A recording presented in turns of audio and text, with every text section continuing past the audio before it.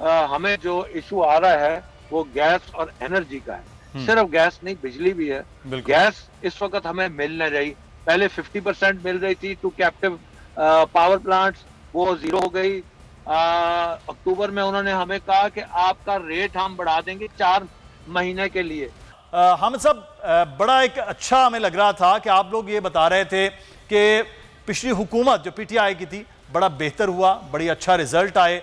और अब क्या सिचुएशन है कि अब तो बिजली की लोड शेडिंग अचानक बढ़ गई है, गैस के मामलात हैं, तो क्या आप पूरा कर पा रहे हैं उस मामले को कि बांग्लादेश हो, श्रीलंका हो, उस मीट कर पा रहे हैं, या फिर अब फिर हमसे महंगी जो एक मार्केट है वो हमारे सामने है? बिस्मिल्लाहिर्रहमानिर्रहीम जी, बहुत शुक्रिया आपका। आपने मुझे अपने प्रोग्राम में बुलाया ताकि मैं बता सकूं कि क्या सिचुएशन है। ऐसे है कि ये पिछले 3-4 साल में बहुत अरसे के बाद पहली दफा हमें एक एक्सपोर्ट लेड ग्रोथ का नारा मिला था और हुकूमत ने इसमें हमारा बहुत साथ किया, जिसमें एक बहुत बड़ी चीज थी वो रीजनली कम्पिटिटिव एनर्जी टैरिफ्स।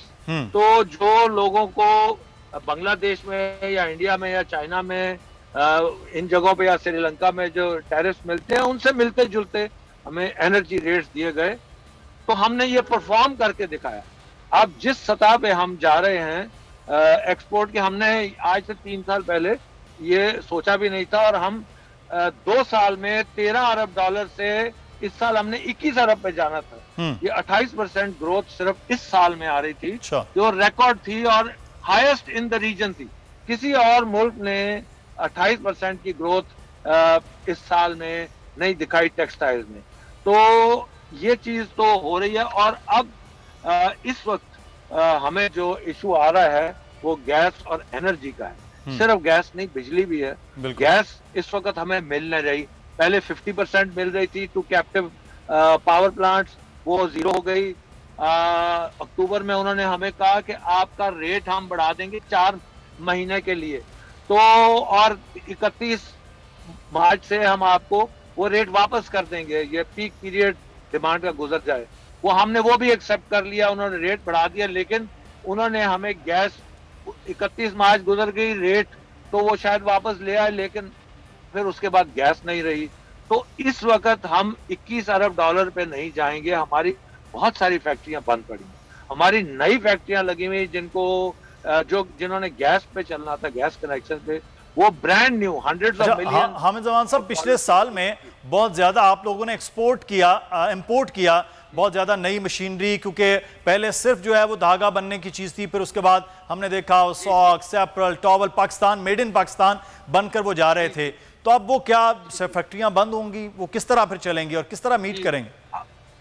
देखें, उम्मीद यही हम रखते हैं कि वो फैक्ट्रियां बंद नहीं होने देंगे जी। ये गवर्नमेंट फायर फाइटिंग जो थी, जो हमारी एक्सपोर्ट स्टैग्नेट कर गई थी 12-13 बिलियन डॉलर्स पे, कि 10-15 साल से इन्वेस्टमेंट नहीं हुई टेक्सटाइल में। ये जब पिछली हुकूमत ने हमें इंसेंटिव्स दिए और हमें सस्ता फाइनेंस दिया स्टेट बैंक ने, तो फिर 4 से 5 अरब डॉलर की इन्वेस्टमेंट हुई टेक्सटाइल में, बहुत नई फैक्ट्रियां लगी और हमारे पास एक्सपोर्ट के लिए सरप्लस बड़ा हो गया।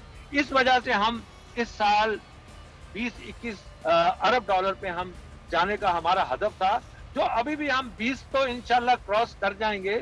लेकिन अगर हमें लॉन्ग टर्म एनर्जी पॉलिसी नहीं मिलती और सप्लाई नहीं मिलती, तो फर्दर इन्वेस्टमेंट नहीं आएगी। और ये वाली भी जो चल रही है, अगर ये भी 50% या 60% या 80% प्रोडक्शन पे चलेंगी, तो अगला हदफ हमने रखा था इस साल, वो 25 से 26 अरब डॉलर का रखा था कि इंशाल्लाह जो फिस्कल ईयर 22-23 है उसमें हम 25 से 26 और 5 साल में हमने 50 अरब डॉलर की डाला। अच्छा, हामिद साहब, मैं इस पे ये बहुत अच्छा हदफ है, क्योंकि हमने ये देखा कराची, फैसलाबाद, लाहौर में जो जितनी भी ये टेक्सटाइल थी वो बिल्कुल बंद हो गई। मजदूर, कारीगर बेचारा बेरोजगार रहा पिछले 8-10 साल में। मैं इस पे बात करते हैं, लेकिन जो मैं सदीक जान आपका तजिया लूँगा, अभी आपने शौकत तरीन साहब की गुफ्तगू सुनी, उन्होंने कहा कि मुख्तदर हल्कों ने कहा हुकूमत का साथ दिया जाए, इसमें मामलात हो, हुकूमत कर नहीं पा रही है, हो नहीं पा रहा है उनसे कि चीज़ें मैनेज की जाएं।